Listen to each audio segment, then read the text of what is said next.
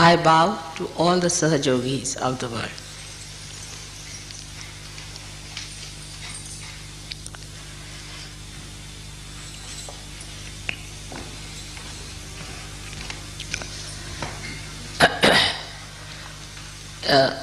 It is very heartening to see so many of you assembled here to do the Guru Puja, to worship your Guru in person is regarded as the highest blessing. But in my case, it's a very different combination that I am your mother and your Guru. So you can understand how Sri Ganesha worshipped his mother. You all are created in the same image of Sri Ganesha, who worshipped his mother, and then he became the Adi Guru, the first Guru. He is the primordial essence of mastery. Only the mother can make the child a master. And the motherhood in any Guru, whether male or female, can only make the disciple a Guru. So first, you have to become the prophets and develop that motherhood within yourself. Then you can make others also prophets. Now, to become a Guru, what do we have to do after our realization? Guru word means gravity. Gravity means a person who is grave, who is deep, who is magnetic. Now, as you have learnt in Sahaja Yoga, that realization takes place in complete effortlessness. So normally a Guru tries to make his disciples effortless. It is called as Prayatna Shaithilya, means relax your efforts. Without doing anything, you got your Prayatna Shaithilya, otherwise Kundalini would not have risen. Then the second stage is Vichara Shaithilya, the thoughtless awareness. This also you got it without doing anything. And the third is complete negation of thought, abhava, and the bliss of peace. So one has to understand that you have to pass them through 3 stages. First, when you get your realization, all these things come spontaneously for that moment. When you raise the Kundalini of others, these things happen to them spontaneously. You too have that power now to raise the Kundalini of people and to establish it in them. But we must understand why it has to be done that way. Why we have to have Vichara Shaithilya. Because when you project any thought, it is artificial. It is not reality. Thought always stands between you and the reality. When you put in an effort, you stand against becoming. For example, if I have to cure you, I just put my hand and finished. No effort. Because I am that. You get your realization because I am that. I don't put in any effort, I don't think about it. I am that. Just looking at someone, it can be done. Just putting attention to someone, it can be done. Just with a small desire, it can be done. Because you are that. You can mold it the way you like. You can get an example from gold. Now gold is untarnishable. It does not have to think it is untarnishable. It does not have to put in an effort it is untarnishable. It is. So to be, you don't have to put in any effort. If you have to put in an effort, that means you are not yet that. If you look at the sun, it shines. It doesn't have to put in effort to shine. It shines. So to be that, if you have to put in an effort, that means you are not that. You are trying, you are artificial. The flowers are beautiful, so they don't have to beautify themselves. And this is what one has to understand, that innately if you are that, if you have already become, then what is the need to put in any more effort? But when we say these things, you see, then people think you have to be lethargic, that you need not do anything. You become a guru without doing anything. That's why at the very outset I said it goes in stages. So the first stage is of Sri Ganesha, how he surrenders to the Shakti, to the mother. That is the beginning. If one cannot surrender, that doesn't mean you don't do anything, but surrendering means the worship, the respect of the higher, the obedience to the higher, not to argue it out, not to react, acceptance, absorption, like a child absorbs the milk of the mother, without questioning, without reasoning. That's why Christ has said, you have to become like children. But if you are questioning, then you are no more a child. So first is the state which you have to develop, is the childlike state. But child, which is a realized child, which has to have a gravity. If you can develop childhood first, then everything takes proper course. Because maturity cannot take place unless and until you start from the very beginning. And gravity means maturity, not frivolousness. So now the quality of Ganesha, as you know, is that he has viveka, means he has discretion. He has means he is discretion.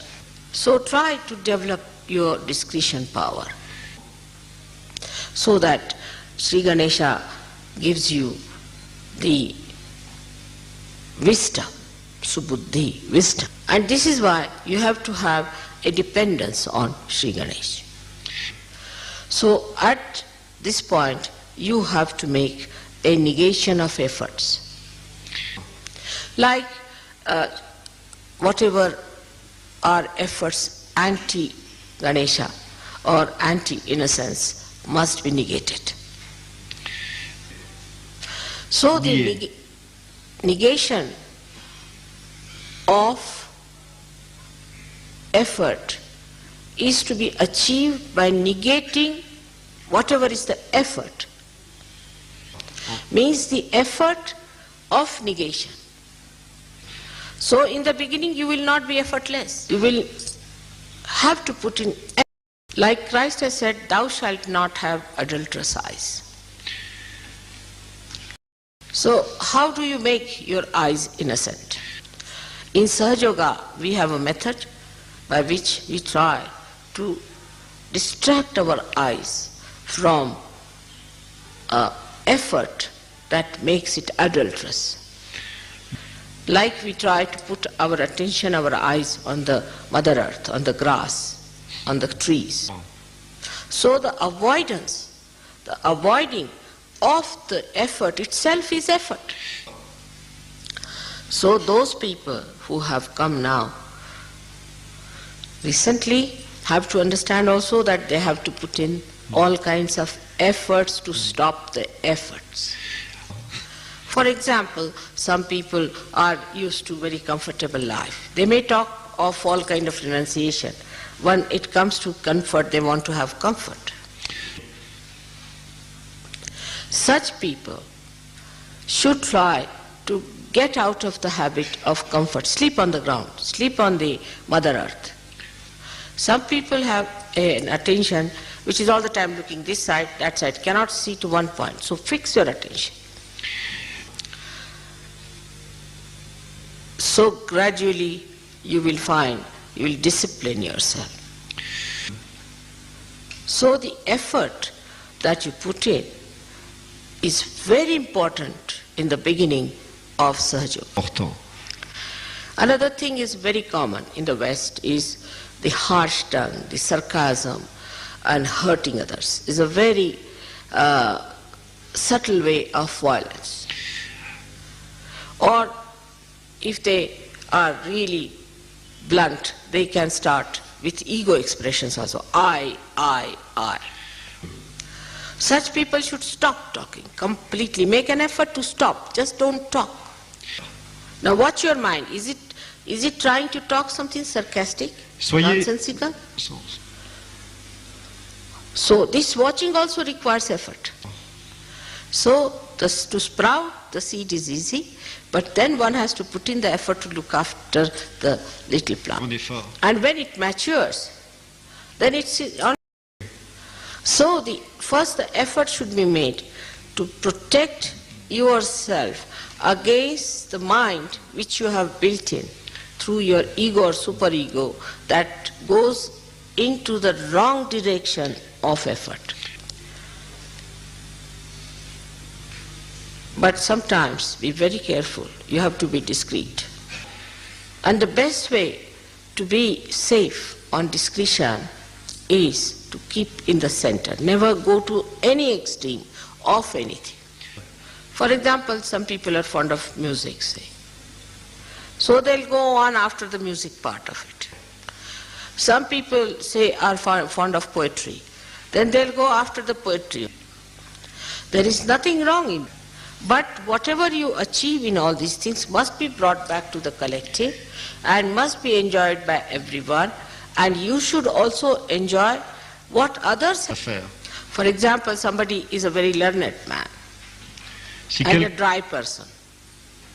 So he has to make an effort to make himself sweet.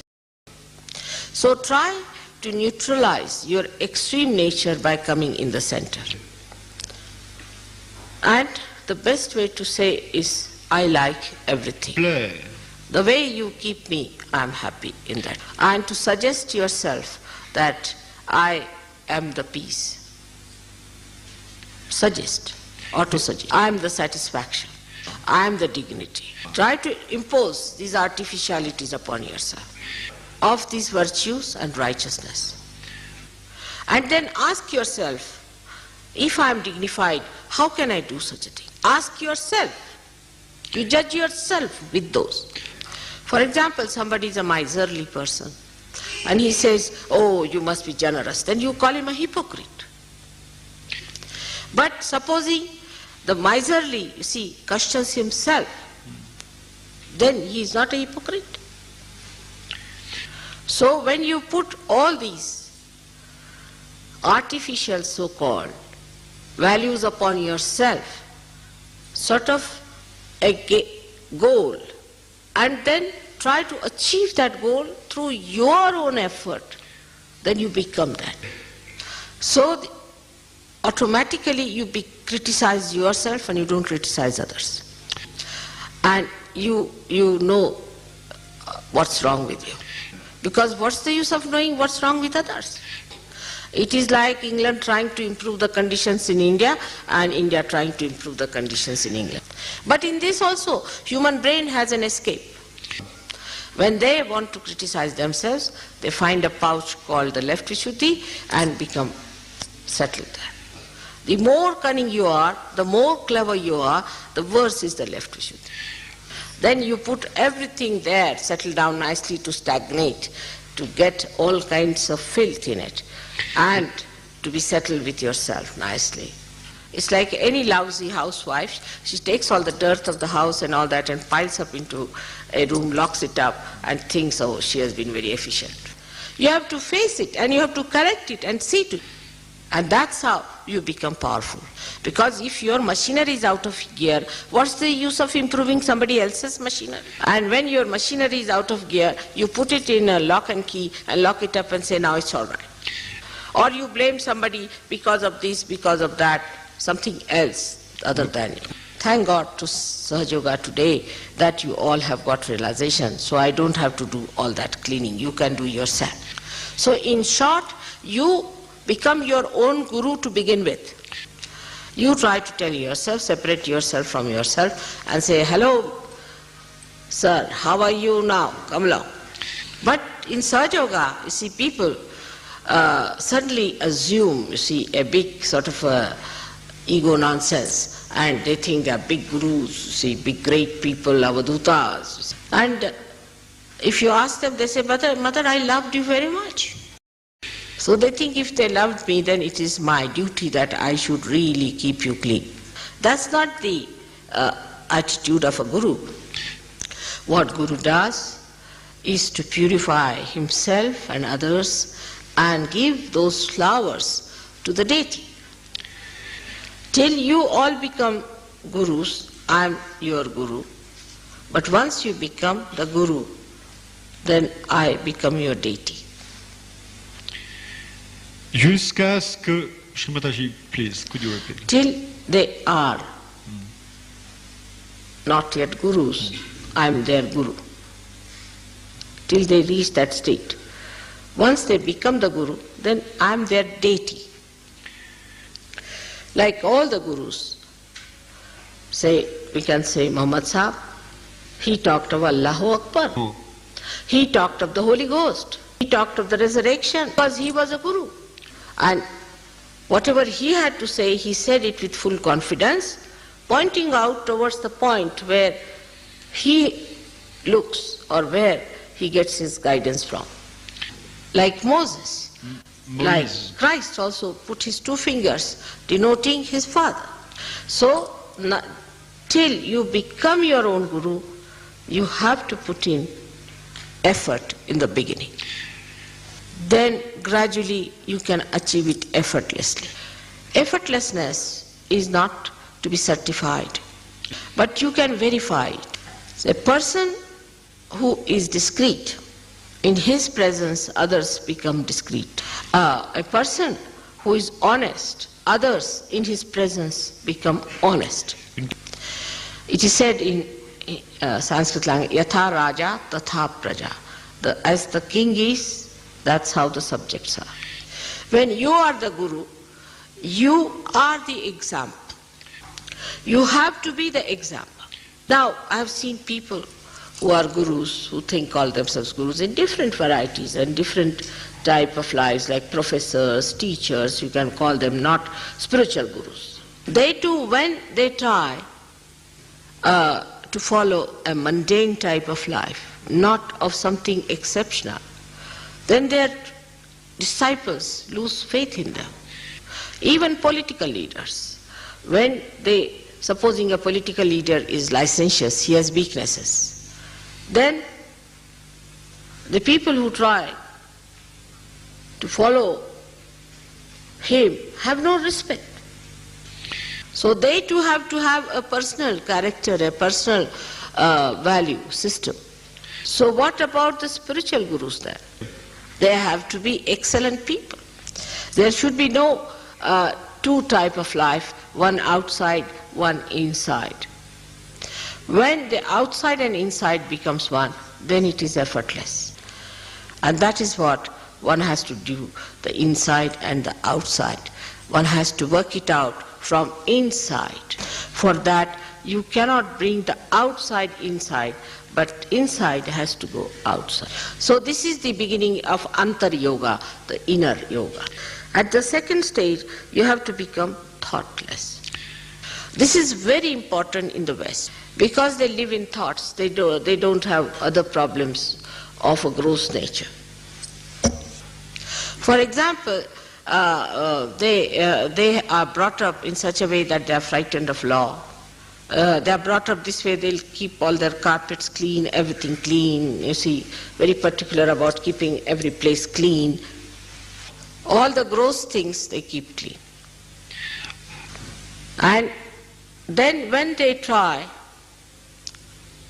to adjust themselves, they adjust within. Outwardly they are gentlemanly, but inside, in their thought, they are not clean. In their behavior, they are not clean. Their eyes are not clean. It's poison inside. And they like that poison to be taken out. Sometimes it comes out as sarcasm. It comes out as their sinister acts of aggression on other countries. They may plan out the complete destruction of the world. And they don't think there's anything wrong in it. Because it's an ideology for which is a thought they are fighting for. As long as there is an ideology, there's a thought, there's some sort of a sublime talk, then they can do what they like. This filth is very sophisticated. Like the people who don't take their baths can use some artificial things to get a fragrance. Inside has to be clean. And that's why first the efforts are to be made to have good thoughts. Watch your mind. How does it think about others? I would say racialism is one of the diseases of the same thing. I've seen people who are very well placed, sophisticated, wear immaculate dresses. When it comes to a person from a developing country or from, say, another color complexion, they come out with a remark. Even if they are Sahajogis, I've seen that. I'm saying this for the Sahajogis and not for others. That suddenly that dead stuff which we call as dead becomes alive. So the mind is dirty, full of lust, greed, and anger, jealousy. And that's why we have to be very, very careful. Those people have become sophisticated, their weaknesses have also become sophisticated. And that's why jealousy is a common disease. Like the other day I asked someone why the father is angry with the son and with his own brother. So the answer was because the brother is looking after the son in London. I mean, he should be... Normally any person should be thankful that somebody is looking after my son in my absence. But the fellow is jealous because of possessiveness. And the possessiveness comes out of insecurity. And insecurity comes within us because we make others insecure. There are many reasons for insecurity, but one of them is because we are ugly and we see that ugliness in others. Now this inside filth has to be taken out with greater effort than the outside filth. That inside filth you can watch and see within yourself. Some people try to dominate others, to tell them things, just for the bossiness of it. For the bossiness. Now watch out. First of all, have you bossed yourself enough? Have you mastered yourself enough? Are you master of your own, or you are still lacking in that? Those who have not mastered themselves want to have others to master them. But the one who is the master of oneself need not master anyone. He becomes the master. He doesn't have to put in any effort, he masters. And there are so many tricks by which he can master. So many things by which he can correct. He may not say, he may not do anything, but just he manages. Everyone learns a lesson without his doing anything about it. But they know that somebody is a master of masters. Maybe such a person will be very unassuming, simple, innocent looking. But that's Mahamaya. That's the illusion. Mais ceci, c'est l'illusion. So the person who is that power doesn't want to show it outside. On the contrary, it shows in such a way that people know it. I mean, the way things happen in life, we start understanding that we don't have to put up any show. Someone knows everything. When we have someone like that, try to follow. So in the third stage, the effort should be to follow your Guru, who is a Sadguru. Now, that one becomes the one, a pattern which you have to follow. But in this also, Sahajogis can be very superficial. One of the Sahajogis used to wear a shawl in a particular way. So I sent him some other Sahajogis that he will try to help them. He can be their guru. They all started wearing shawl the same way. It's not outside. You have to follow the inside. So when you become the guru, become the guru. You become. It's such a short method, just to become. Now if you face yourself, you'll know that there are still some steps you have to cross to become. Even now when I'm lecturing to you, you are thinking of others. Oh, mother is talking about him. Not about yourself. That is how one has to take it inside, the absorption from your guru, that you have to see yourself. Now, that is very important if we have to become the prophets who will make others prophets. Now the higher stage is that your guru becomes a deity. Where you say Guru Brahma, Guru Vishnu, Guru Devo, Maheshwara. They go up to that point, but nobody says Guru is Devi.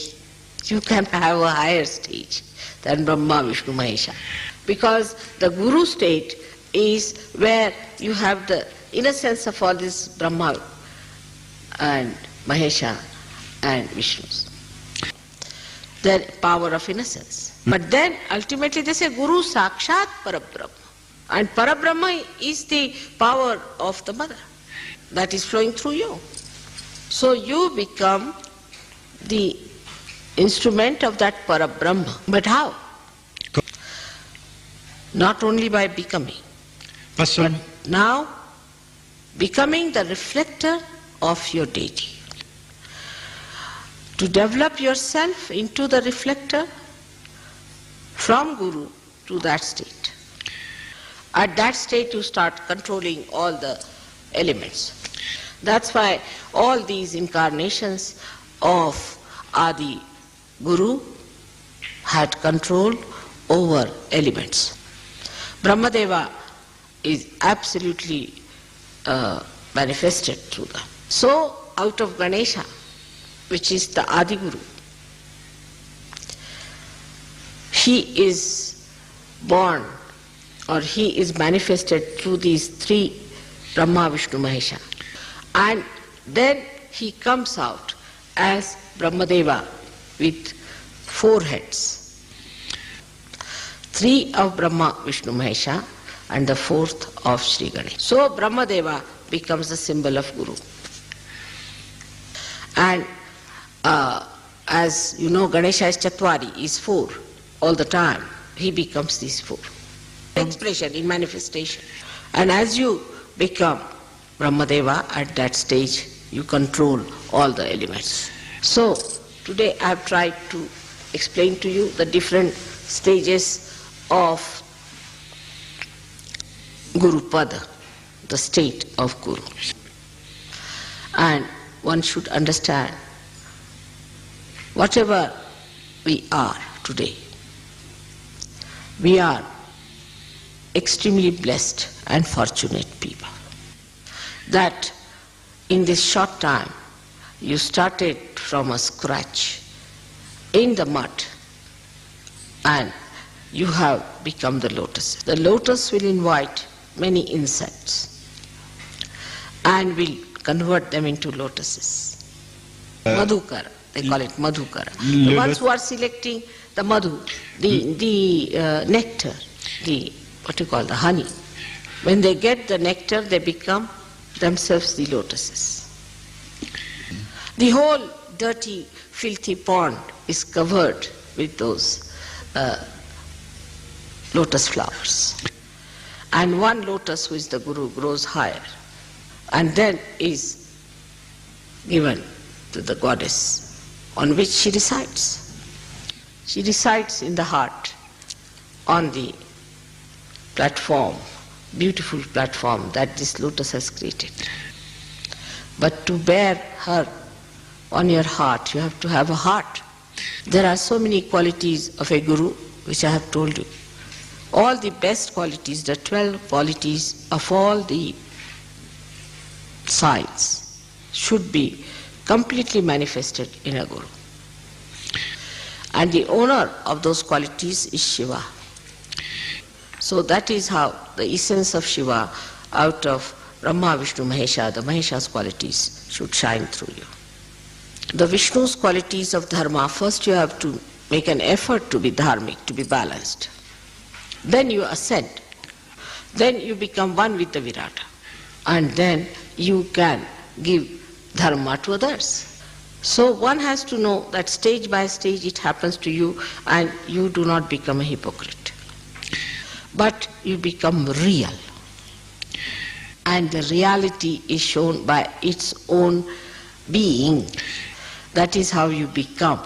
So understand the reality within yourself, face it, solve it. But mostly I have seen when I tell anybody, no mother, I am not like that. No mother, I didn't say like that. That is not true. Some such people would like to sit in front or sort of try to show off or anything. But that's not important. What is important? How much you know yourself. It is self-realization. Once you develop that, then you know the others in the real way and not artificially. And then the enjoyment is complete. Like a bee will never go to an artificial flower. But human beings have to become the bee. The Guru does not need to say that he is the Guru. Today I bless you.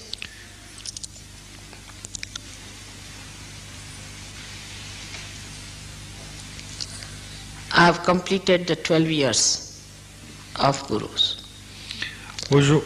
And you should really assume the Shiva's powers within yourself.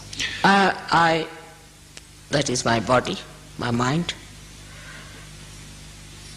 my heart, everything Toute chose. has spared no efforts to completely indulge into this cleansing, into this making, into this becoming of you people. I request you now Maintenant. that please do not waste my efforts. Look at yourself, help yourself, Faites-les-vous. and try to rise higher and higher, Yes. to become yourself.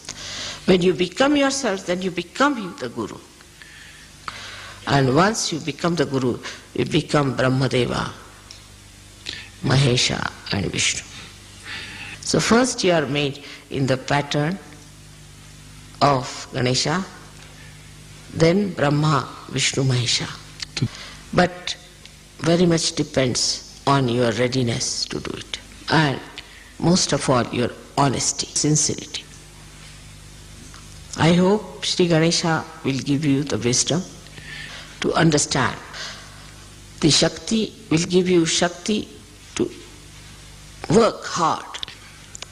And Shiva will give you joy. Sadashiva will give you the joy so that you proceed in your establishment. May God bless you. Que Dieu vous bénisse.